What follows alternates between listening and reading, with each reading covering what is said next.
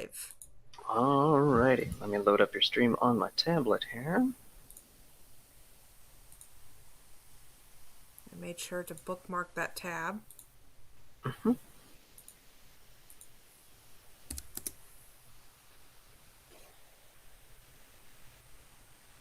Very Random Butterfly on YouTube.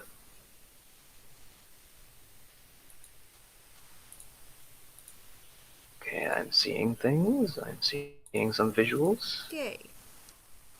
I am not hearing some audios, though. That's weird. Okay, I'm seeing... Oh, there we go. Now I'm hearing some stuff, and I'm hearing clicks. Yay. That's good. Bring this right to the current, and let's say auto speed. Max out the brightness on the tablet, because... There we go. This tablet is very dim. It really feels like... It feels like this tablet's been going back in time ever since I bought it. Now that I think about it, I do have an old Windows Surface tablet that I got years ago. Might not be bad for... Maybe. Yeah, for YouTubing. Yeah, for commentary and all that. Only downside is I didn't have a keyboard to it. Mm. And that's why I haven't really used it that much. I don't have a keyboard on this tablet, but I do have like a swipe typing keyboard, or a swipe typing like on-screen keyboard. So I'm not too bad with swipe typing, and of course there's dictation typing too, which is fine. I like big clacky keys. Yeah. My mom has this like RCA tablet, which it has, I think it came with a keyboard and a little stand, so it kind of acts like it acts like a tiny laptop. That's kind of nice too, like a touchscreen laptop.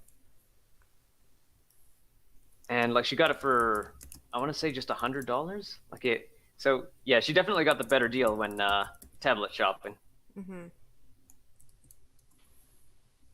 Oh right, let me share your stuff. All right. So first we got our Discords.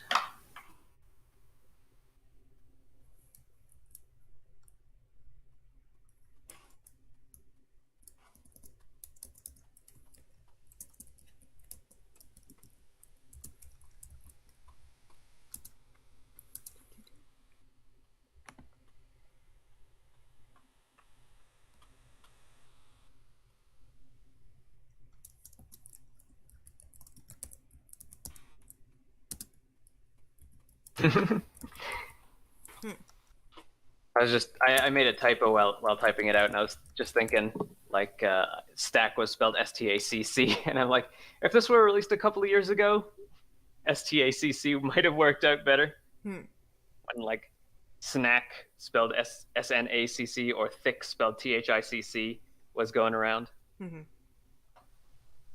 But today, not so much.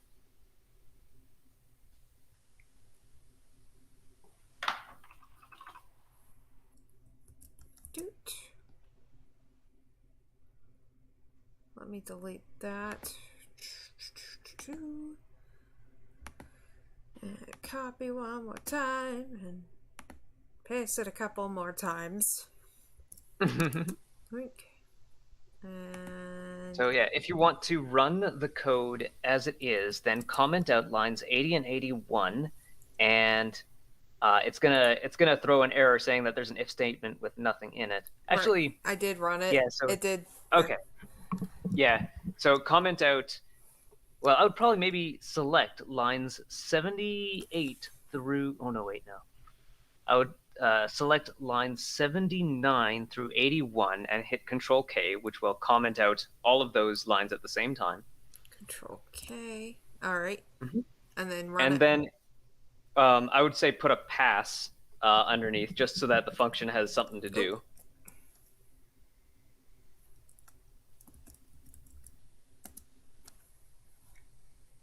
Yeah, so one indent with pass. One indent. And then, yeah.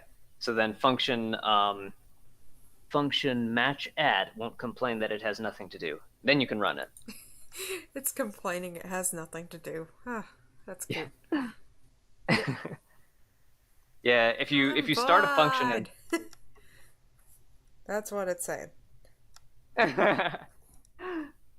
Yeah. It's the same thing like if you declare a variable and don't actually use it, then the then Godot engine will tell you that, hey, you got this thing, you got this sort of dangling variable declaration over here. Hmm. Here's where your dangling variable's at. Yeah. But yep, it runs like a charm. Yay. But yeah, right now we got to figure out how to ask a piece what its color is and how the piece can return the color. Hmm. And since we have enummed our colors in this scope, we need the function to return an enum of the same type. Extends node 20. I'm just looking at everything. Mm-hmm.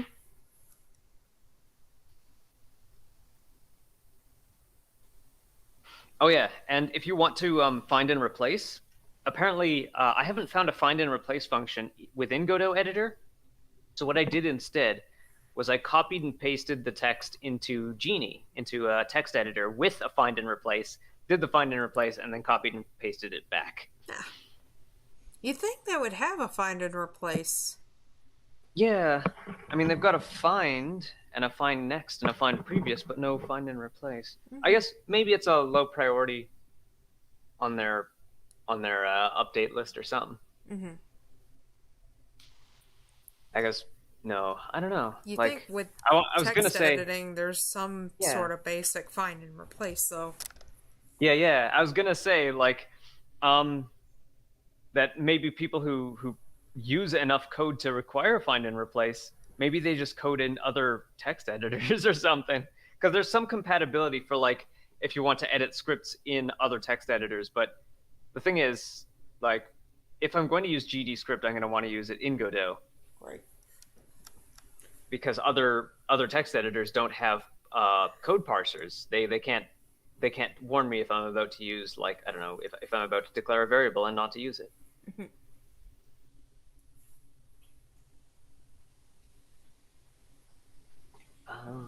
Copy.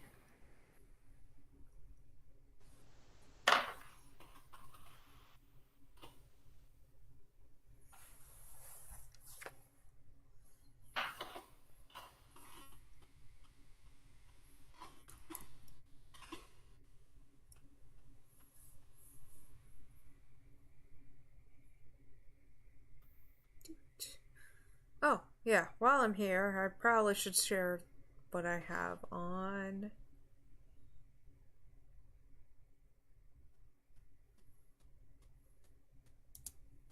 There we go. So that way you have a first view of everything here. Mm-hmm. Yeah, up to date view. Yep. See, I'm still doing the shares right now. Side note, I get some characters moving. Might not be bad for the stream now that I think of it. Gives you some animations. Just have a looping animation of maybe a character moving. Okay. You want to use Byron's laughing pose? Could. I need to play around with that too, because I do like the bounciness that you got on there. See if I can do a cleaned up version and. Yeah. I was thinking like because his eyes have those stars and then there'd be like sparkles around his face and then maybe like up arrows around his feet to indicate like stalks going up. Right. Very stonks. Maybe there's an animation of his mustache going up like stalks. Yeah, maybe. And then of course if he's doing badly then he'll be sort of kneeling like oh no wait no we decided that he'll be throwing money at Henchy. Yeah, Yep. opening his briefcase to throw money at Henchy. Poor Henchy. And then yeah, the mustache will be all bristled out, like totally stressed. Mm-hmm. And of course, the little chart in the background will have a little blue down arrow instead of a red up arrow. Mm-hmm. Maybe little signs going like buy, buy, buy when he's doing well, and sell, sell, sell when he's doing bad. Right.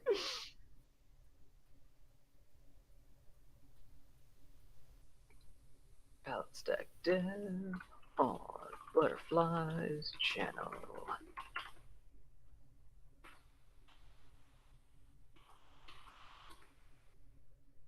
Random butterfly slash live. With the copycats, I'd imagine they'd print out something for like a obvious representation of they're copying this. Mm-hmm. Just literally printing it out, putting their name on it, Yeah. and then selling it. Doing all of this on stage, like completely unabashedly, not even trying to make any secret of it. And then they might say something stupid like, "Oh, just adapt." This is how art is done now. Hashtag adapt or die. Right. All right, I think I've shared on the Discord next is Blue Sky. Blue Sky.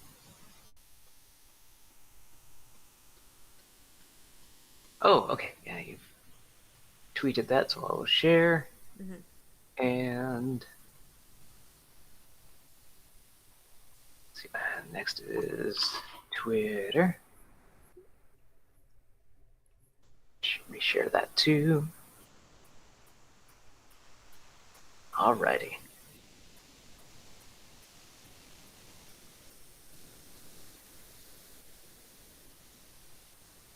Hey.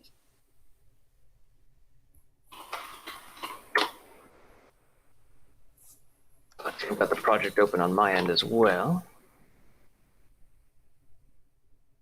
Just pop out this chat here.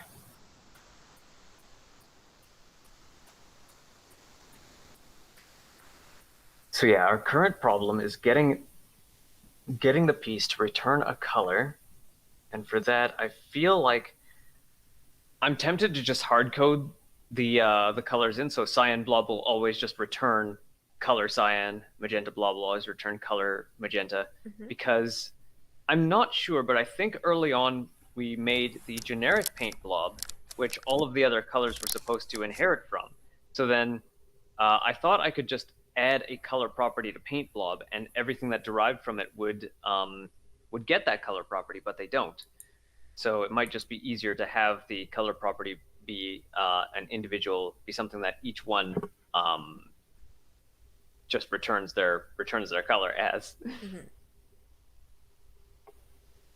So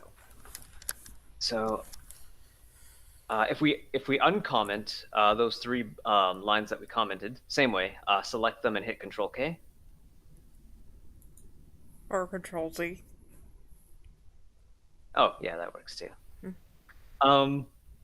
So now if we try to run, we'll get that same error that there's a call to color that that doesn't return a value, or that color can't be dereferenced from these things. So now we want to go into cyan blob and somehow add the dot color to it. And I'm not sure how to do that right now. I think I'm gonna have to kind of guess on a couple of ways. So we go into cyan blob. The way that I want to avoid is adding a script to each one with just the dot color property. Right. But I think that might also be like, it would be adding add the script here. Oh yeah, there's a Oh. Right here. Yeah, there should be an add script button in the Godot editor. Okay. I know it's not ideal, but it might be our option. Yeah, it's the option that pops out to me, and it's horribly inefficient. But at the same time, it seems like it would be the easiest to implement. What would be the other option? The other option would be to go back in the lessons and see where we went wrong in creating the individual paint blobs from the generic paint blob, and then add the property to the generic paint blob so that it properly gets imported into the derivative paint blobs. Which I suppose we could do. I feel like it would be I feel like it would more or less be akin to starting the whole tutorial over again. Yeah. Okay, so But I guess let's experiment with this, and if we ruin it, we could always start over, mhm, possibly starting over better than before. mhm. So let's go into so open the cyanblob.tscn, Yep. and I don't see the script button where it should be. So let me have a look at my own Godot instance of this project. Script right here. Where? Right here. Are you meaning anything in here or Oh, no, in the scene panel, the top left panel, Mhm. you see the tabs that say scene and import. In the scene panel, next to like just under the scene tab, you have a button that says plus, then link, then a text box. Oh, there we go. That was the button I was looking for before. It wasn't there when I was looking. But it's a scroll with a little green plus under it. scroll with a little green plus? Uh-huh. I saw it. It appears and disappears. It appears and disappears depending on what's highlighted. So if you go to Cyan Blob, the Cyan Blob tab there, then you'll notice that Oh, the this. uh-huh. There we go. Yeah. So we want to add a script to Node 2D. And Everything I can't see what the window is showing me, but if there's an option to make it a built-in script, GD I would script. usually take that option. Yeah, Inherit GD script. Node 2D. Node defaults. Yeah. Okay. If I recall, everything on the defaults is desirable. Yeah. And then there should just be one line in there that says something like at export color equals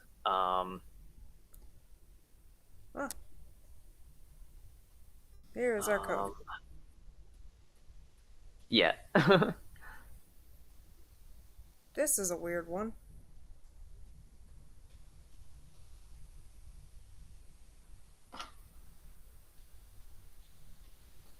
Is it? Or no, wait. Okay, so extends node 2D. Yeah, that's correct. I'm not even sure we need that, but I'll keep it in there just because, like, I'm not sure we need any of what we're looking at here, but I'm gonna keep it just because it works. It does nothing and it works, but it might be a little inefficient. But well, that is if it doesn't get optimized out in build time.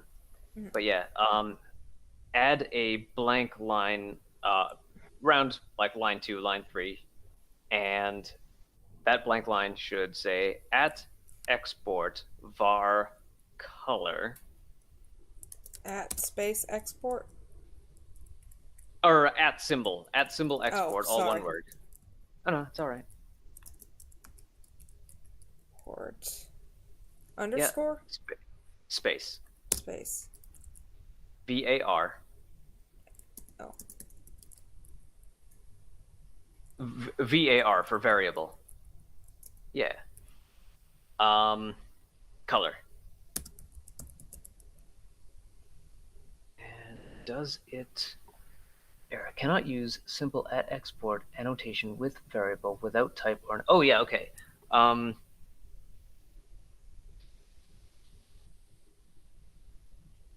At export var color or no wait. How do we typecast? I think colon enum. So ENUM. Does that fix it?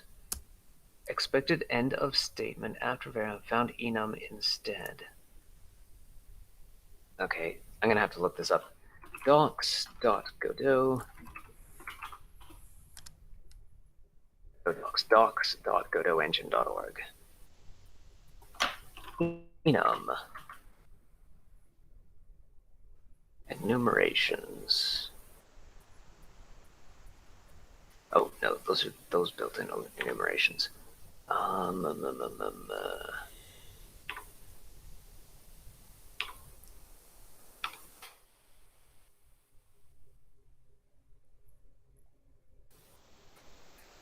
So there's a couple of ways we can do this as well. And the way that comes to mind is, again, a bad implementation. It's not good practice, but it's also the easiest way that I could think to do it. And that is to copy the enum declaration line from our original script over here. And I'm guessing that it will give the same enumerations to the declarations here as it will there. And then we, on creation, we assign this piece the same enum, and then when it asks for it, we just return it. Mm-hmm. So we could test that out.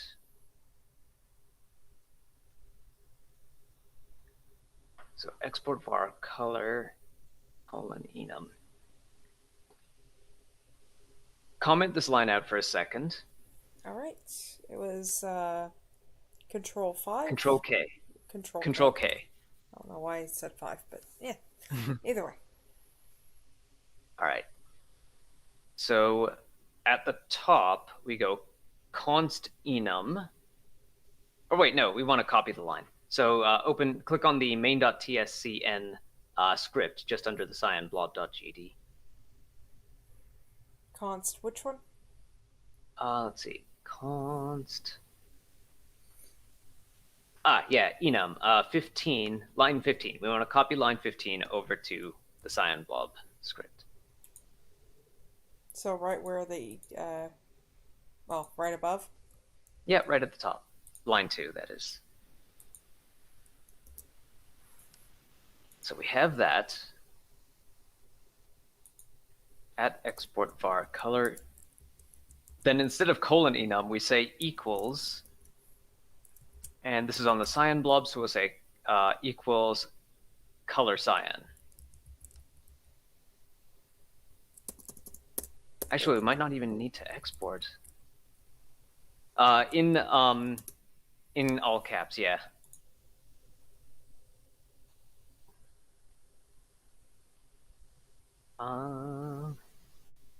So let's get rid of the at export part of line 3 there.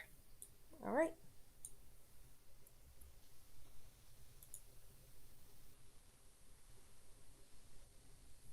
Do we need to do this with every blob? Yes. Okay. That shouldn't be too hard. We're not done with this one though. So we've declared var color here as cyan.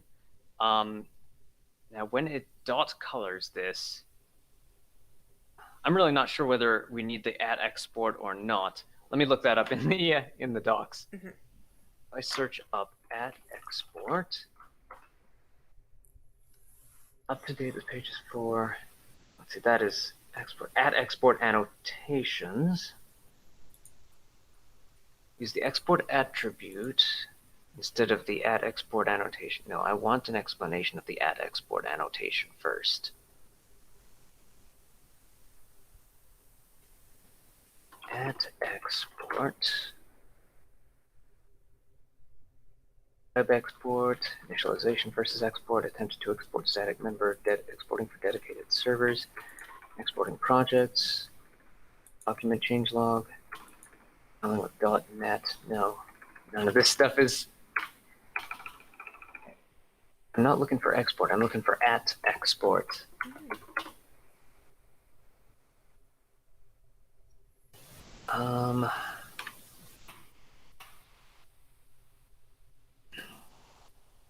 Maybe at plus export. Search just not notice the at sign there. GD script at export, maybe. GD script grammar.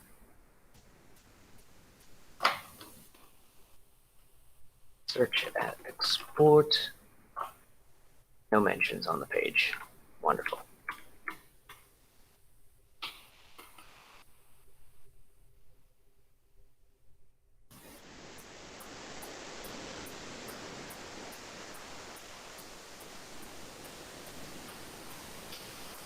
Audio.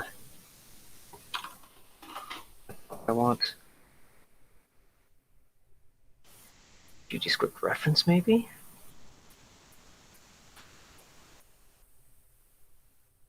Optional icon to show in the editor dialogues. see dot or at icon. We have keywords if. We've got operators. We've got literals. We've got Oh. notepad, unique node. Hmm? Oh, got a comment.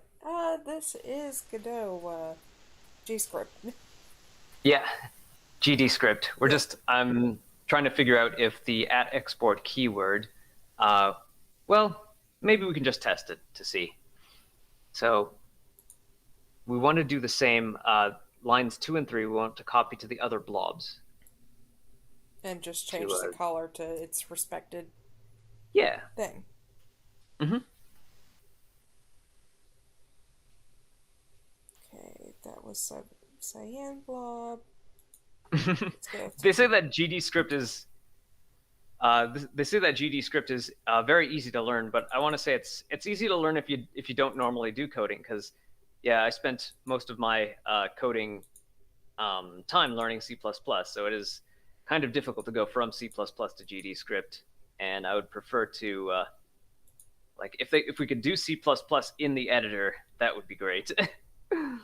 But I might have to be like, if I want to stick with C++, it might be that I have to go into the lower levels of GD script and more do something closer to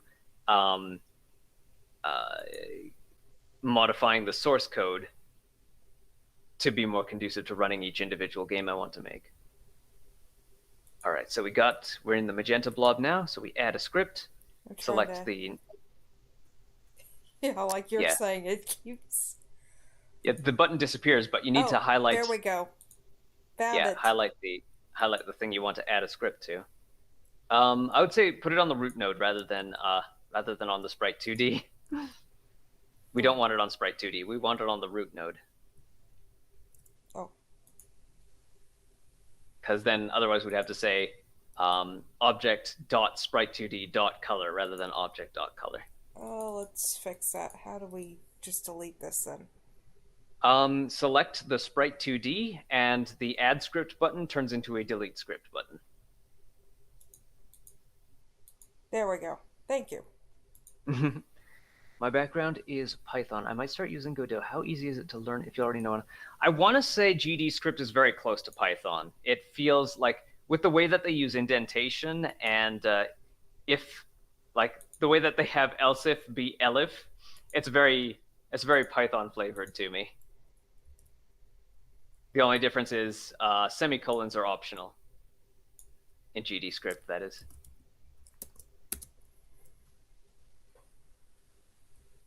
So we are doing something very, very bad practice right now, but it's one of those FAFO situations. So maybe it'll work, maybe it won't.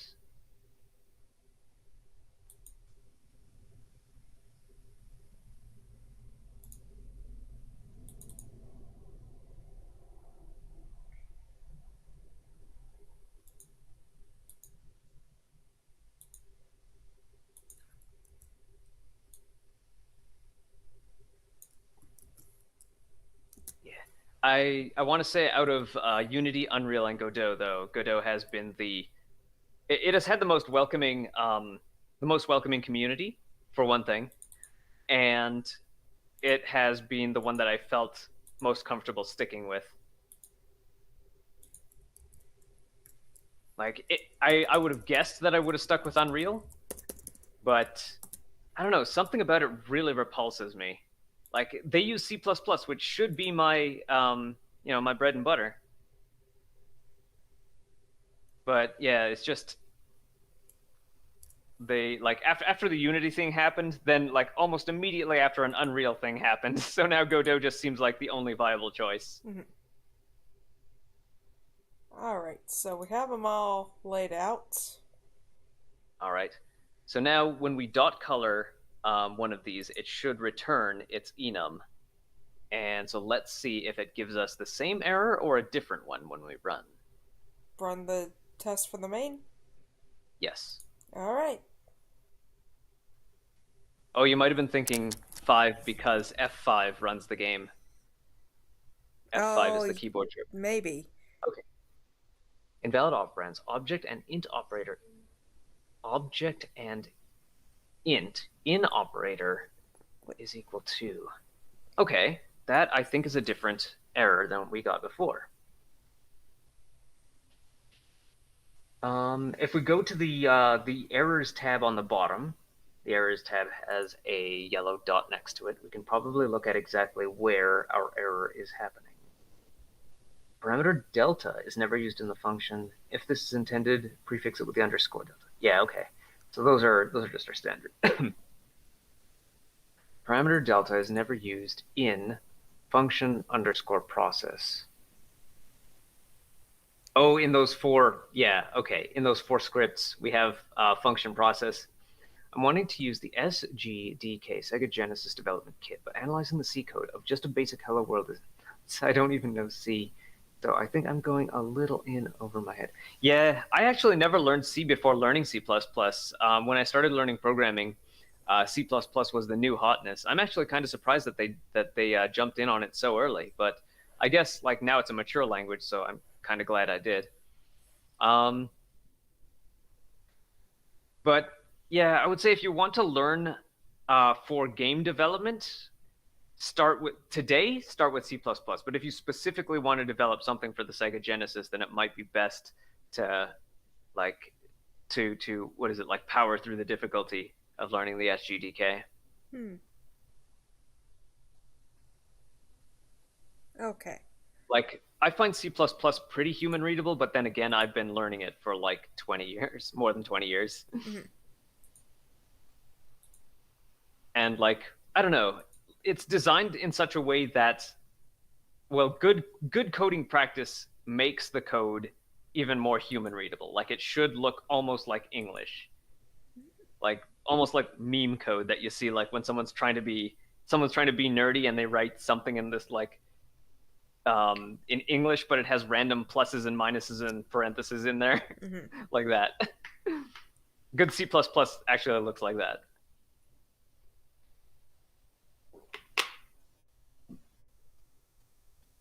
I imagine good C probably looks like that too, because they're both like they're sister languages, and C ought to be just as mature as C++. What would be the main differences between C and C++? The plus plus. Wow. I mean, there's a couple of keywords and stuff, but like the plus plus to me kind of signifies certain little conveniences. Like the main thing that the plus plus means is like whereas in C you would type I equals I plus one just to add to increment I by one. In C++ you would just say I plus plus or variable plus plus. Okay. So it's just more shorthand ways of getting to the same result. And I think C++ has better like network handling, and it's a little bit more prepared for the technologies that were emerging at the time. Or more similar to 10 print hello 20 go to 10. Yeah. Example of that. Meme code. Yeah. Yeah, I used to see it like around my neighborhood. There was a popular little thing to hang in front of the front door for nerds, and that was 10 space home, 20 space suite, 30 space go to 10. I think Futurama did that too. Futurama has that on Bender's apartment. So that yeah, it says home sweet home in basic code. Well, actually it says home sweet home sweet home sweet home sweet forever in basic. So many binary codes as well. Oh yeah, there was a lot of and you could translate that too using I think you could use Google Translate to just copy that over. Futurama did that, and as a basic programmer that makes me happy. Yeah, I learned in learning programming languages. I started with Logo, which I can't believe counts as a programming language, but I always thought it was just a game. But yeah, Logo, then Basic, then C++, and now GD Script. It sort of reminds me.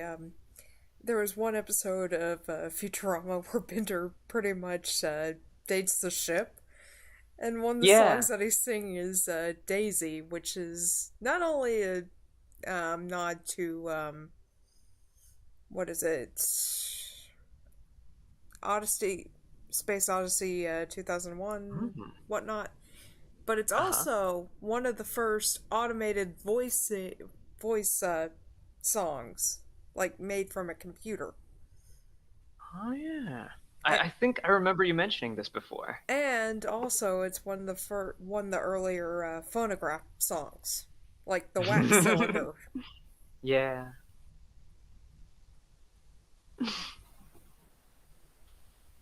Yeah, I think like every weird thing that looks like it's not supposed to be understood is just like an English thing that's put through some kind of like either into binary or into their like alien into some kind of alien script or some constructed language. Mm-hmm. Daisy is the first song any computer ever sang. Period. Yep. All right. Yep. I can only imagine the amount of heat the computer room had to take just to process that. Man, yeah.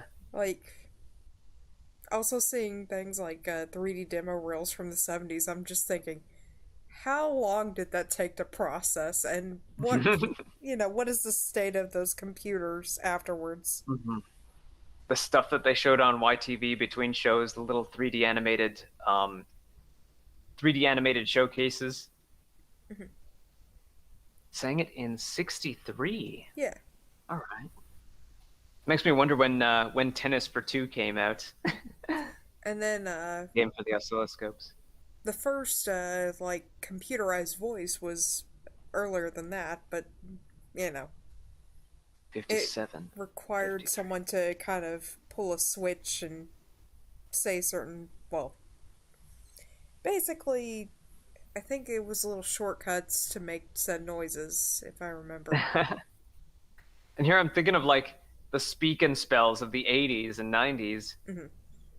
with those really janky voices. I wonder just how much more janky they were before. Hold up, I'm going to have to link some things here.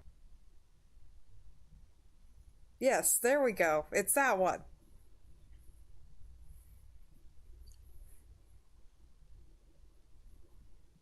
The voter. How much Hmm? how much progress has been made since then? I know. Going full nerd. No, that's fine. We're both nerds here. You are in good company. Yeah. Like, I could go on. I'm like, some of the earliest computers were about astronomy in the 1800s, late 1800s. Actually, I'm I'm thinking of um, a side thought that there was a group of women who called themselves I think they called themselves the computer or something like that, and they worked on I think star mapping. Mm-hmm. Yeah, if I recall, they like their main job was basically figuring out with each other the star charts of a certain part of the sky. But I think that's a different subject. It was something I want to say it was in that was something that they talked about in Neil deGrasse Tyson's when he hosted Cosmos: A Space Odyssey. Mm-hmm.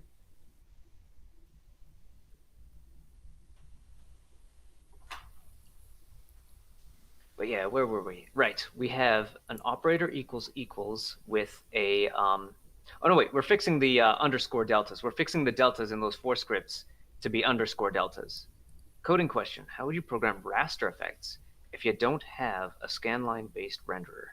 That is actually going over my head because of all my time coding. It took me only till like a couple of years ago before I started figuring out how to do graphics in C++.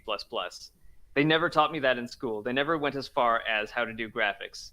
They went as far as doing like how to build a database and like multi-dimensional arrays, but nothing with graphics. I think this province, wasn't very video game friendly.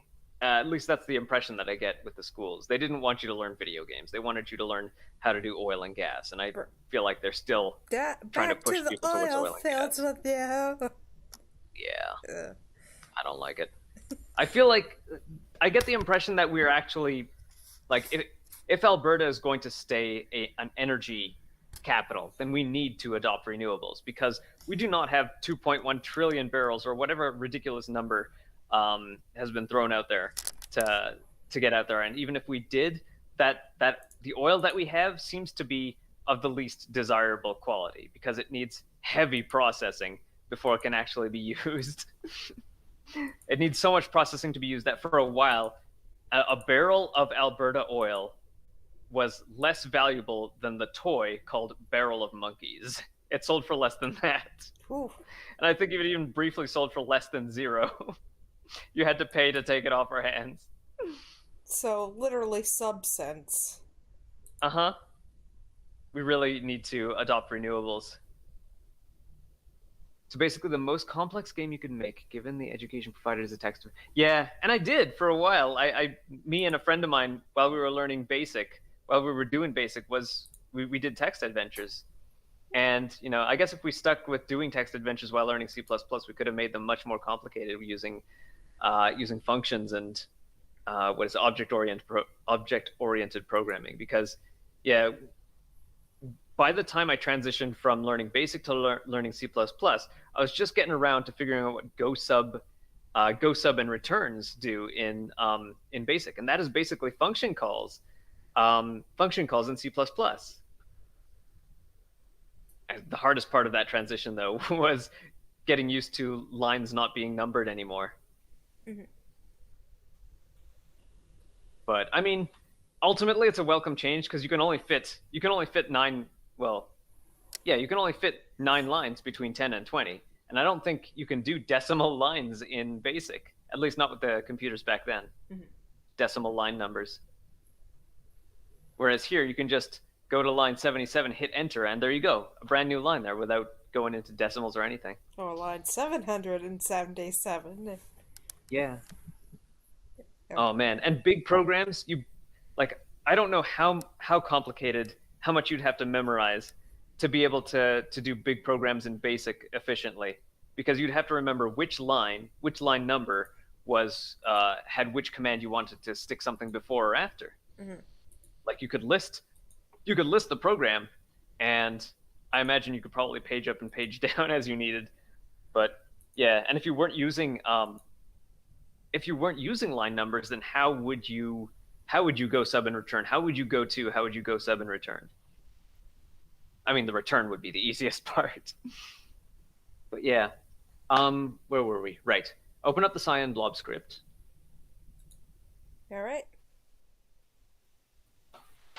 And let me look here. Aha! In line 11, function process delta, put an underscore before delta. And do it for all? Yes. Okay. That was what our compiler was whining at us about. It's not a big, it's not an error, it's just a warning, but at the same time, I like to treat warnings as errors. I mean, to be fair. Yeah, I'm fully not expecting this to work, but if it does, we can clean it up, and if it doesn't, well, we can erase these. It doesn't.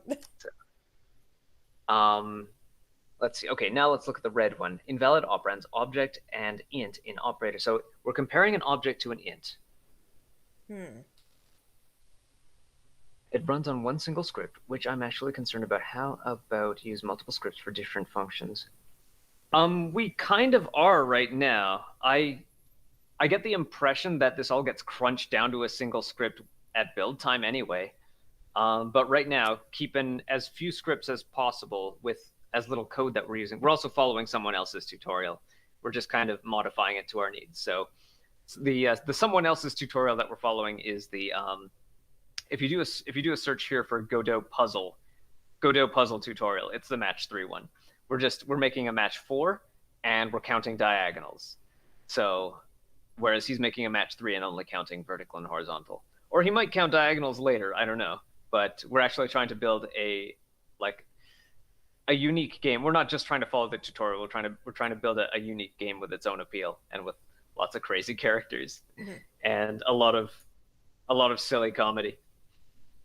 Yep, I got the characters covered. Let me see if I can. Yeah.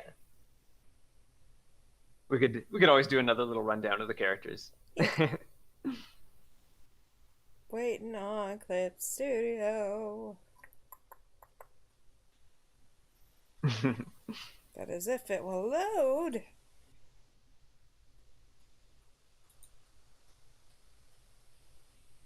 Hopefully. I think this laptop's got quite a bit of RAM, doesn't it? Like, Yeah. you play some games on this thing too, don't you? Yep. Yeah. Sometimes. So Well, Godot. let's see. Let me go to properties.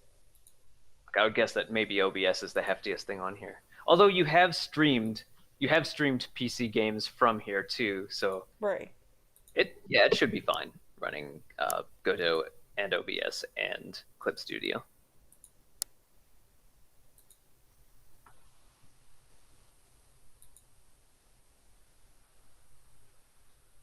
There we go. So yeah, we've got 1, 2, well, 1, 2, 3, 4, 5, 6, 7, 8, 9. So 9 possible characters. The 2 on the left, whichever character you're playing, they play as the evil version of it. 1 second here. There we go. Alrighty. So we have the characters here. We have Hot Dog Man. Yeah, he's gonna be our Glass Joe. He doesn't even realize he's at a painting contest. He thinks he's at a hot dog eating contest. Yep. Byron and Selma, art collectors. Yeah, art collectors who put more stock in the value of a painting than in Like than in the these paint would be than the like kind of people anything who else. would buy the banana taped to the wall. Yeah. And they have they don't even do the painting themselves. They hire someone named Henchi who wears one of those stage invisibility suits or Zentai suits. Yep, I've got this But right here. yeah. And he's like he just sort of wears a mask for whatever role he's playing, but he's supposed to be like the concept is of those suits, but there's no like he's wearing a green screen suit, but there's no green screen. Right. And yeah, he's up on screen there, and yeah, like he's wearing his like I'm on the job kind of mask now, but he's got a Byron mask, he's got a chauffeur mask, he's got like every role he could play, he has a mask for it. And I guess like we just kind of figure he lives his whole life in this suit. Yep, he lives his whole life in this suit. The few times he takes vacation, maybe not, but no one sees him. Or no one knows that it's him. Yeah, so many selfies, but they all just look like scenery shots. There's the Cyclops, who are just like, I guess is one of the more quote unquote serious characters. Yeah. There's the Cyclops and the child prodigy. Mm-hmm. Like, the Cyclops is an insomniac, but her advantage is that she has more color cones in her eyes than the average human. Mm-hmm. But it makes for a complicated situation because she could make these fantastic paintings that for Cyclops people, but to a human it'll look like a gray square. Mm-hmm. So there has to be a Cyclops on the judging panel so that she can actually she can actually win. Ooh, idea. She shows up on this cute little UFO just beaming her down. Yeah. Little like Earthbound style UFO enemy type of thing. Yeah. Maybe it has a little ribbon on it too. Mm-hmm. Not to be off topic, but do you plan on uploading? Yes, itch.io. I'm hoping that this can be both a game that you could play lightweight on the web, HTML5, but also because of the vertical orientation, maybe seeing if we could get it on phones too. Yeah, and if we do a full version, that one might be the cheaper, like, it might be a paid option, but it'll have more features to it later down the line. Yeah. Like, I imagine we could have like the free version would have our Scenario 1 arcade story mode kind of thing, and then a paid version would be a Scenario 2. Mm-hmm. Open source or not. This'll like Godot is open source. I think if we're going to make this a commercial game, then it will be closed source just by virtue of being something that we want to sell. But But honestly, most of what it is, it's probably going to be either free or very cheap.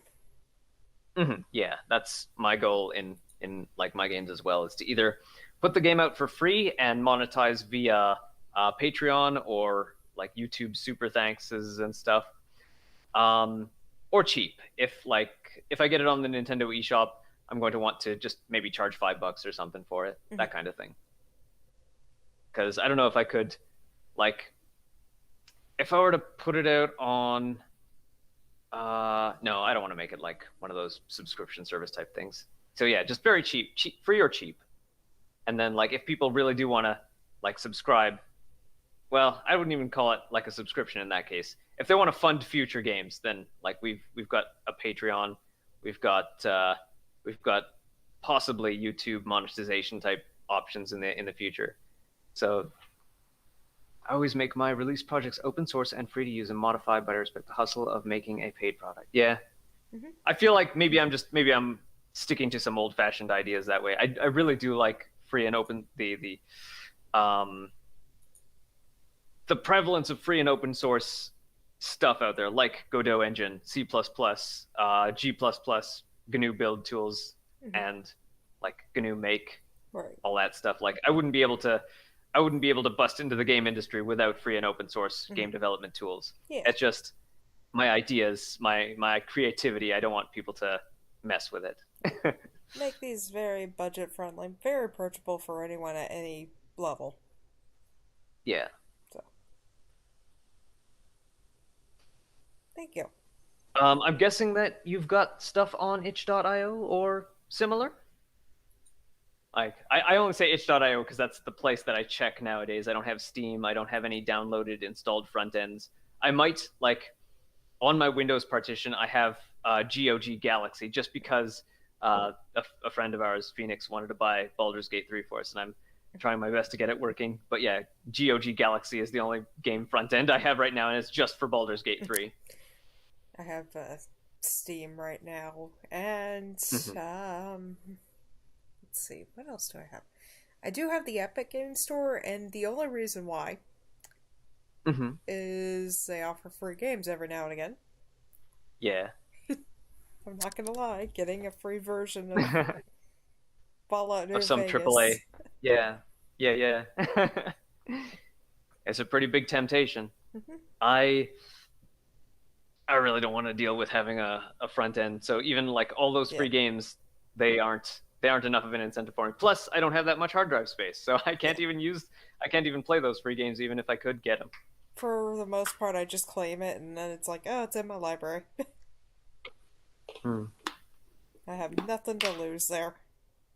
I have, like, on my Windows partition, I have barely enough space for the two games people bought for me. One of them is Final Fantasy VII Remake, and one of them is Baldur's Gate 3. And both of them, at some point, Baldur's Gate 3, I just need to get working. Final Fantasy VII, the guy wants a video review, and that's something that will take me a while to actually put together. But I will do it. I will play the game, and I will put together that review for them. Don't have much release, though. Well, what do you have released? Like, I'm curious as to what kind of games. I imagine you make the kinds of games that you want to play. Like, I honestly can't imagine someone making. Well, no, wait, I can't say that because I've encountered people who make games that they wouldn't play, and it's very obvious from the way those people put out the game and then completely forget about it. Like, they put out a game and move on to their next game, and they say, like, most of their social media is just like, this new game is out. Also buy my old games, but check out this new game. It's, I don't know, $2. And I'm like, wow. You sound like the marketing sounds like PR speak. It sounds like a commercial where they're just like, they're manufacturing their own artificial hype for this game they made. They don't sound like they're interested in their game. And oh no, the dreaded fire beep. Fire alarm beep. You heard a fire alarm beep? I thought so. In the background. I'm wondering if I'm getting numb to that now. I didn't hear anything. And I replaced the battery too. That might have been a quirk of the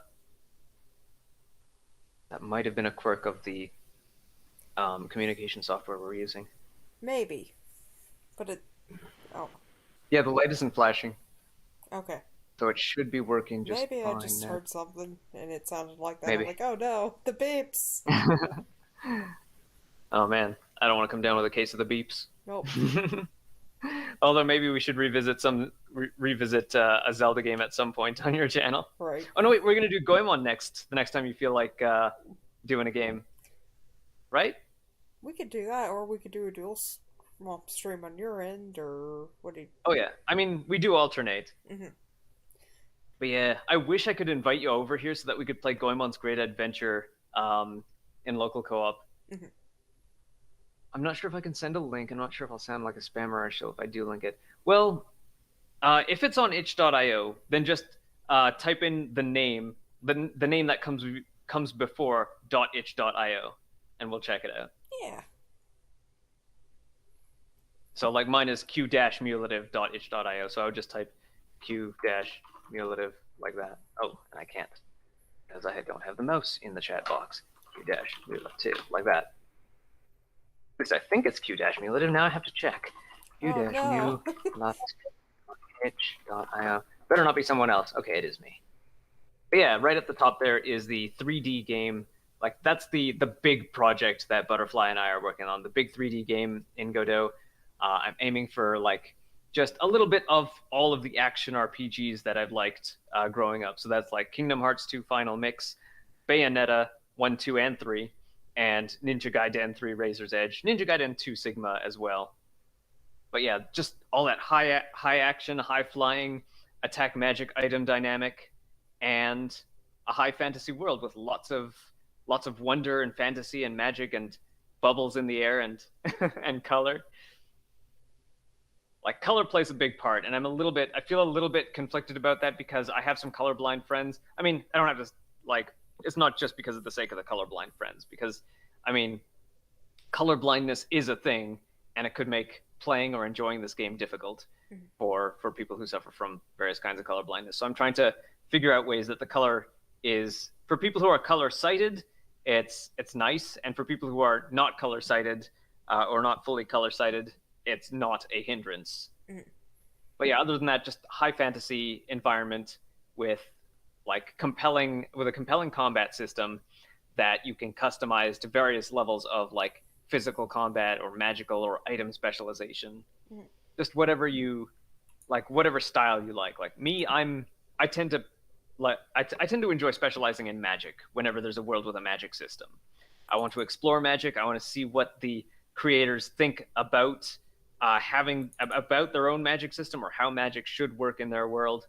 And a lot of people might find that boring because usually that means that I would pick the bog standard mage, the absolute most vanilla mage that they have available in their game. And I don't know, I just don't get bored of that like fighter mage thief dynamic. And then once I've gotten my fill of those three, that's when I'll start looking at like the hybrids, the new stuff, the rangers, the war mages, the shaman barbarian, or the fighter mage thief hybrids, basically all the extra stuff. There's a link for my first game I've released. It's also the one I'm most proud of. You didn't actually drop a link, did you? Because I know that YouTube will probably remove that. Just use the name that goes before itch.io, if it's an itch.io. If it isn't an itch.io, well, I don't know. Maybe add us on Twitter. Yeah. If you have Twitter or Discord. Butterfly has a Discord linked, I believe. Yeah. Twitter or Blue Sky or Discord. So yeah, there's a couple of ways to link us your stuff. Just let us know that it is you from the chat here, so that we don't just think it's a random link from someone. I can be absent-minded like that. But like, here's the concept. The concept pictures for Too Many as well. Yeah. So we have like another thing that I want to sort of emphasize, that this is a very LGBT and POC friendly world. What's your Discord? My Discord is... Did I claim my name on Discord? I hope I did. I want to say it's I didn't cumulative link it, all I'm one word. Let me just sorry. double check here. Next time I Okay, mine is. will keep mine to link it. I've linked Ah, okay. the pages down below as well, except for Discord. Alrighty. Let me link. Um, invite people to the butterfly field. So I know I can drop a link into the chat, so I will do that. Mm-hmm. This will link you to the butterfly field. Yeah. I need to always revamp use it a little. more creatives. Yeah. Yeah. Well, we have a bot now. The drawing hat. Yeah. I need to update that thing. So that's a good start. Yeah. It's a good way for you to get into C++ as well.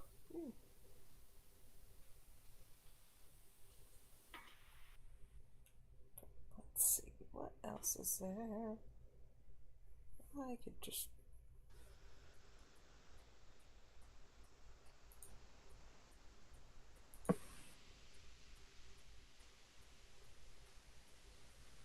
So yeah, you can see the bubbles in the sky, and that's like I was thinking either marbles or orbs or bubbles would be a big motif in this game, and I kind of settled on it being like bubbles because like you pop a bubble in a video game and let's say prizes come out or something. Like it's just you get popping a bubble by itself is fun, but you could have like different varieties of bubbles, some with treasures in them, maybe some with like fire or something that you could like you could send them towards enemies and you'd have basically like a free floating fireball spell kind of a thing without having to specialize in magic. So it could be a way to take on enemies vulnerable to fire. Mm-hmm. Just there's a lot of possibilities to explore in fantasy that I feel like a lot of what's out there and what's popular seems to go more into either the grim dark territory where magic is evil and everything is death and there's like magical diseases and like demonic STDs and stuff, and I'm like or you know like The Witcher for instance, it's high fantasy but it's dark high fantasy where like everything about fantasy is racism and disease and like magic that can't be undone, or evil magic curses that can't be undone, or magic is evil. Yeah, and everybody hates The Witcher even though he's trying to solve everybody's problems. Yep. Here's another picture from Too Many that I did. Yeah. Really? This one's from Underground. Yeah. We were if I recall, we were gonna do like water exploration plays a big part in this game. I want there to be lots of reasons to jump into water, swim around, and explore. Mm-hmm. I actually had a dream about this. I learned about sea grapes recently a while ago. They're not exactly grapes, but they're called sea grapes or marine caviar. No, not marine caviar. Is it like kelp fruit, essentially? Yeah, like kelp caviar or something like that. Green caviar? I don't know. I know that it's given the label of caviar. Might be floating. But yeah, it looks like now. Seems like a fun place. Thank you. Hey, yeah. Yeah. Okay, and I will give you a roll.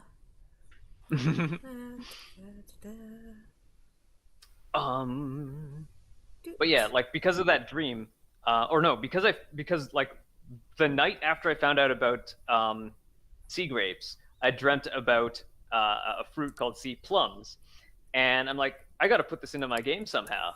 So yes, one thing that you could dive underwater for is to find sea plums, and I imagine they would taste just like plums, but maybe a little bit saltier. Look for a profile picture of Osamu Tezuka resting, because that's me. All right. Yep. I just saw you, and you now have the caterpillar roll as per. Yay! Welcome aboard. So yeah, I hope you have fun there. Yeah.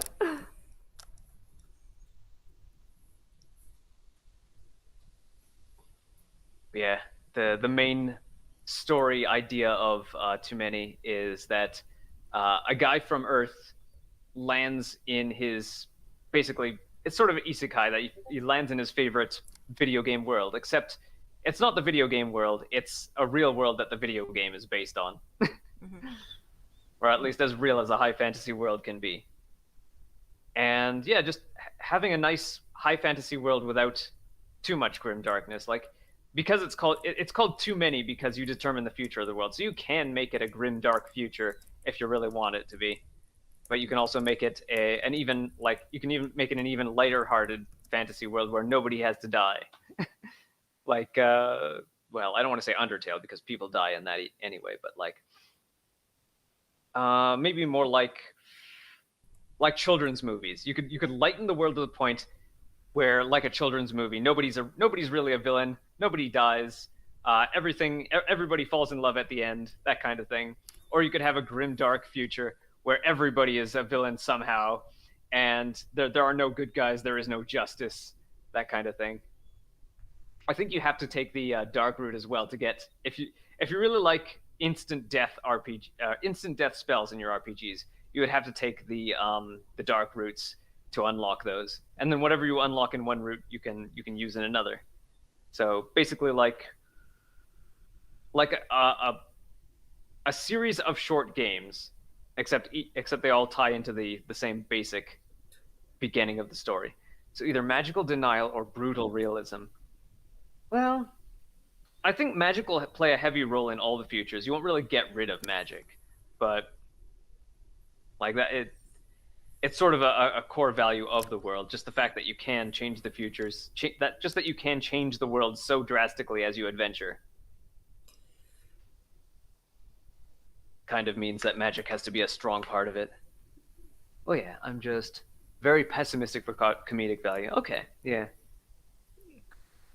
Like, I would say dark comedy would be like you make like, there's 2 points in the story where you can sort of make a large change to the world. So if you go like dark then light, or maybe light then dark, then those would probably be more to your liking, the stories and futures that result from that.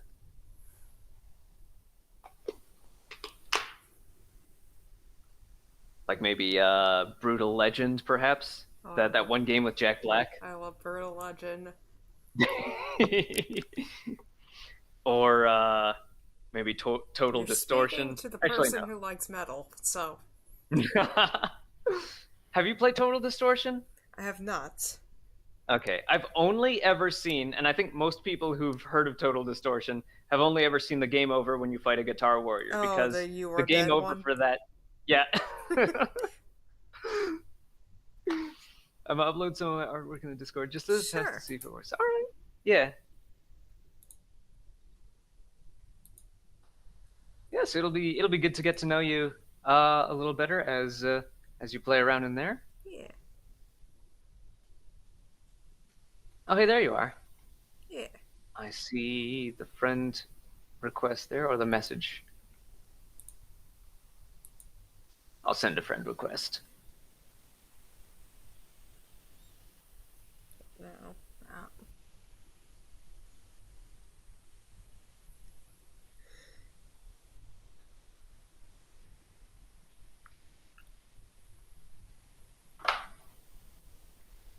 But yeah, where were we?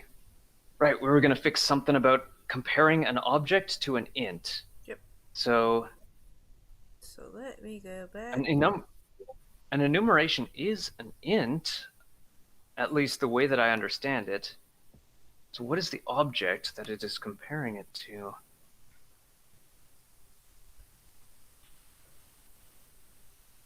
I wonder if you will notice, Chris, because I can be very absent-minded sometimes, especially when I'm coding. I will miss something like a semicolon or a closed parentheses. And I just won't notice it for the longest time. And I'll get like a million sort of like tangentially related errors, and I'll be trying to fix those, when really, if I just close the parenthesis somewhere, all the errors will disappear. But this one seems pretty cut and dried. Invalid operands, object and int in operator equals in line 80, it looks like. If you hit the stop button on the stop button in the upper right, will the error stay there? Because it is a runtime error. The check color is we should be passing the enum into there, and we are comparing all blobs dot color. See, what isn't clear to me is if the blob at all blobs check column check row -1 has a dot color, or what is it sending? What is it checking for if I'm asking for a dot color and there's no dot color there?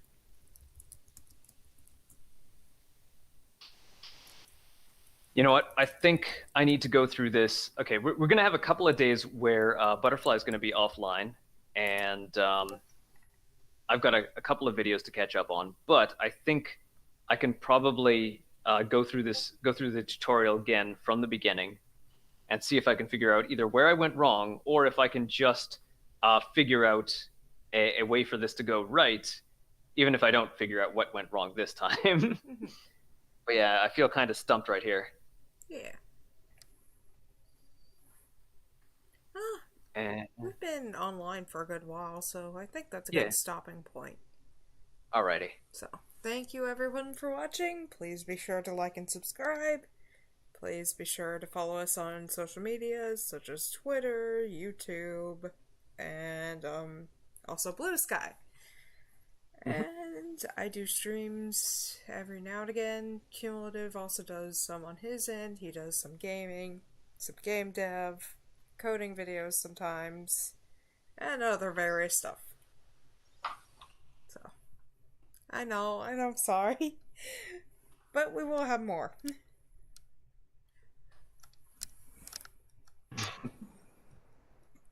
But thank you. And goodbye. Bye. Indeed.